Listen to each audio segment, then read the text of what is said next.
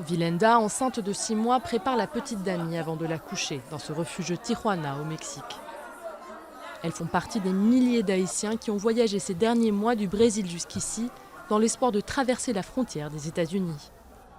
Un périple de 3 mois, estimé à 3 000 $. Vilenda a trouvé Dami en chemin, perdue à la frontière du Nicaragua et du Costa Rica. Elle a réussi à localiser ses parents par téléphone. Ils sont encore au Costa Rica. Alors en attendant de les retrouver, elle continue la route avec la petite fille qu'elle pense âgée de 3 ans. J'ai beaucoup de gens avec moi. Alors les gens font laisser la petite fille.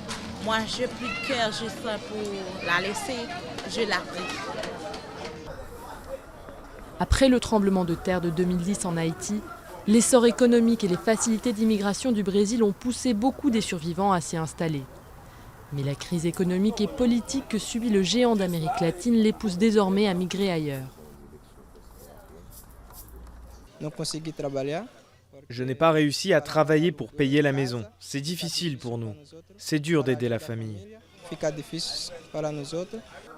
L'État mexicain de Basse-Californie a vu le nombre d'Haïtiens qui arrivent ici passer de 30 par semaine il y a quelques mois à 200 par jour ce mois-ci. Ils stagnent ici jusqu'à pouvoir rencontrer les autorités américaines, seules capables de leur ouvrir les portes des États-Unis.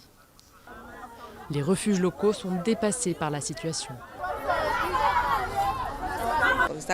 Tijuana est devenu un entonnoir où les gens arrivent, mais peu repartent. Bénéficiant d'aide humanitaire depuis 2010, les Haïtiens ont pu entrer avec un statut spécial aux États-Unis ces dernières années. Mais une réforme du président Obama a récemment changé la donne.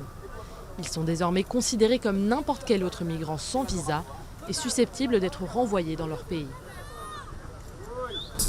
Nous espérons qu'une fois que cette politique sera appliquée, il y aura moins de raisons pour que les gens viennent jusqu'ici. Pour Vilenda et Dami, l'heure est arrivée. Elles traversent la frontière vers les États-Unis. Leur cas doit encore être examiné, mais elles espèrent que cette étape sera la dernière de leur voyage et que la petite fille retrouvera ici sa famille.